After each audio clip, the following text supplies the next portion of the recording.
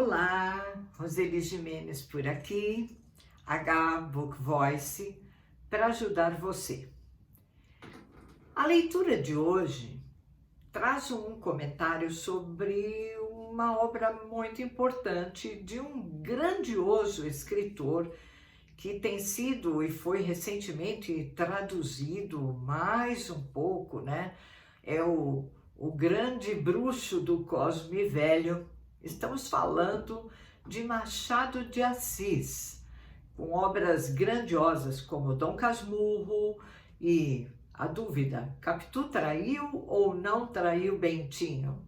De Memórias Póstumas de Brás Cubas, pode afinal um finado narrar a própria história de vida?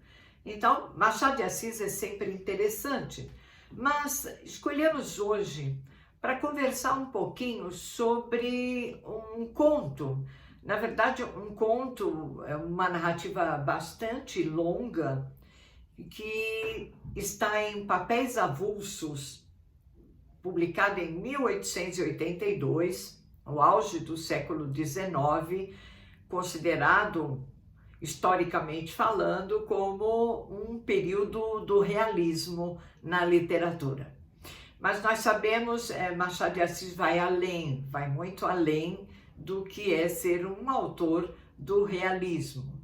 E neste conto em particular, O Alienista, ele trata de um tema universal, de um tema que, embora tenha uma narrativa no século XIX, às vezes até um pouquinho antes, porque é uma narrativa que volta no tempo, nós podemos perceber algumas semelhanças com muita coisa que acontece aqui no século XXI. Então, cuidado para não confundir o alienista com o alienígena, que é uma coisa diferente, né? Então, para o século XIX, o alienista seria considerado alguém que não é são das faculdades chamadas mentais. Em outras palavras, o alienista poderia ser um louco. A raiz, no entanto, é a mesma, né? Ali é estranho, é o outro, mas no sentido aqui do conto do Machado, nós estamos tratando de um personagem, Simão Bacamarte, que chega a uma cidadezinha do Rio de Janeiro, Itaguaí, com a esposa muito dedicada, uma esposa que não pode ter filhos e que ainda assim tem a predileção de seu marido. Mas enfim, Simão Bacamarte vai montar ali em Itaguaí uma clínica, digamos uma casa para abrigar pessoas sobre as quais ele vai fazer estudos. Bem, como o conto é bastante longo, não é? Há um princípio nessa narrativa que faz com que ele passe a recolher a Casa Verde, que é chamada a casa em Itaguaí, e que mantém relações com também uma outra casa em que o próprio Machado esteve internado. Então, também havia sobre ele uma suspeita de alguma loucura, né? Eu diria uma loucura bastante saudável. Aqui o Bacamarte, em sua Casa Verde, recolhe a princípio pessoas que ele considera que não estejam no seu sentido mais normal. Ele recolhe tantas pessoas à casa que praticamente ela fica lotada de gente. É como se pudéssemos dizer, em Itaguaí, todos são loucos, porque todos são reclusos àquela casa, inclusive políticos, amigos, esposas de amigos, poetas. Ele vai recolhendo todos aqueles cuja fala torna estranha alguma coisa. Bom, o narrador desse conto é aquele narrador que chamamos onisciente, um narrador em terceira pessoa, o narrador que sabe, que conhece todo o trajeto que conhece toda a vida dos seus personagens e, por isso mesmo, pode falar com propriedade sobre eles. No entanto, em um e outro momento, há uma presença marcante de uma primeira pessoa e ficamos a nos perguntar: quem é? Porque uma primeira pessoa indica que alguém que faça parte da história, porque o narrador onisciente, ele é como a mão que conduz a narrativa, mas ele não está lá como personagem. No caso, se eu tenho uma narração em primeira pessoa, isso muda. E isso acontece aqui. Bem, esta Casa Verde, inaugurada em Itaguaí, também é chamada de Casa de Orates, que é exatamente na etimologia como são chamadas as casas de loucos. Bem, em meio à narrativa deste longo conto, Simão Bacamarte vai trazendo para o leitor algumas considerações, não é? As pessoas na política dizem coisas que não fazem sentido. Um poeta declama versos em pleno século XIX como se fosse um poeta às antigas, ou seja, um poeta do idealismo, do romantismo, no caso, no Brasil. Coloca-se também como análise que as pessoas muito boas, as pessoas muito sérias, as pessoas que jamais falariam mentiras, as pessoas que jamais saíssem de si, também como loucas, porque afinal de contas, nem todas as pessoas, se humanas, são capazes de tantas qualidades. Bom, Simão Bacamarte tem um grande amigo, que é o Boticário, que seria uma espécie, para a época, não é, de médico da cidade, pois até o amigo, até esse grande amigo é encarcerado na casa. Por quê?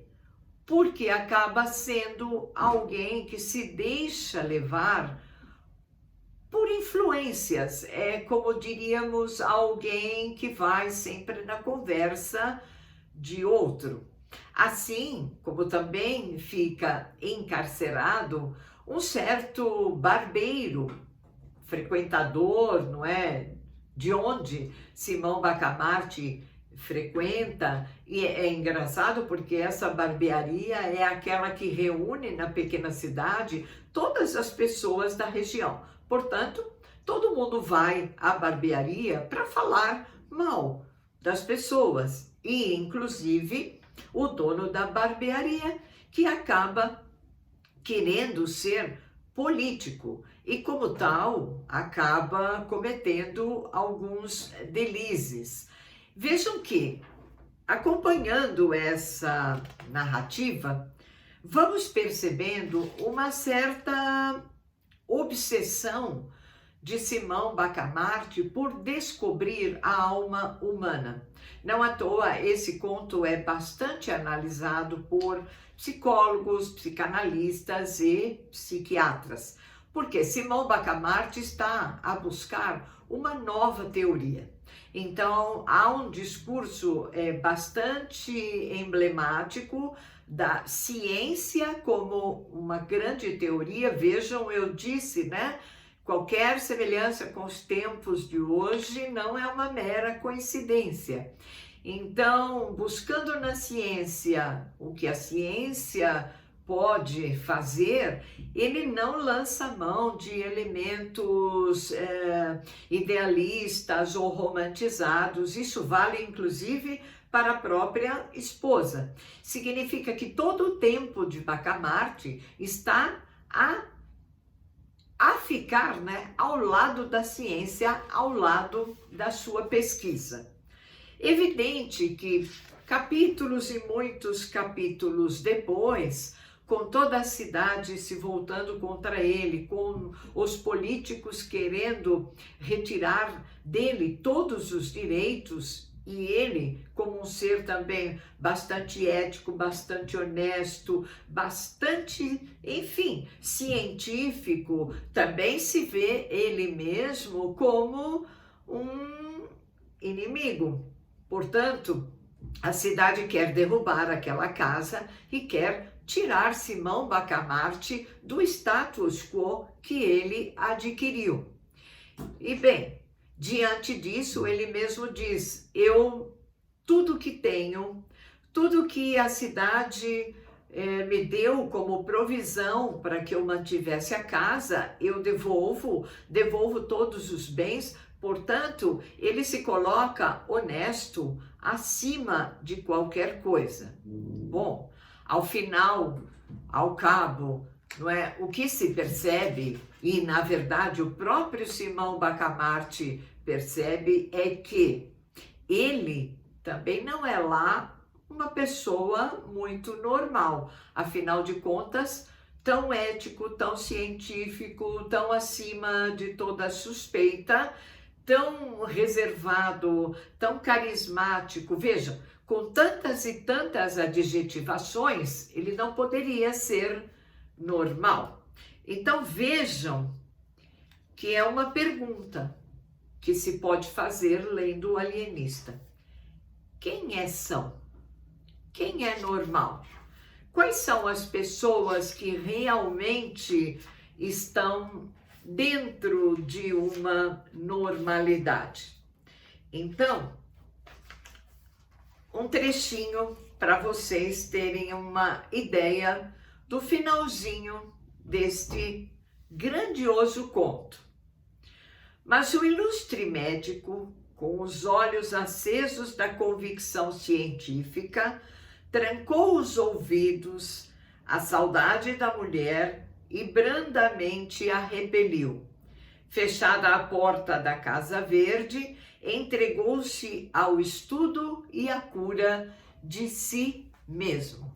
Portanto, vejam bem, o alienista acabou descobrindo que se havia loucos, se poucos eram sãos, ele também, o próprio médico, o próprio psiquiatra, digamos assim, o próprio alienista, estava alien de si mesmo. Portanto, também ele sujeito à análise.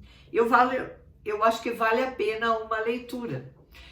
O meu alienista está aqui, nesta coletânea de contos de Machado, o grande Machado de Assis. E aqui é assim, a Book Voice, você pede, a gente ajuda. Não se esqueça, inscreva-se, deixa comentários, ative o sininho, deixa aí também sobre quais obras você gostaria que a gente fizesse uma resenha, um comentário. Até mais!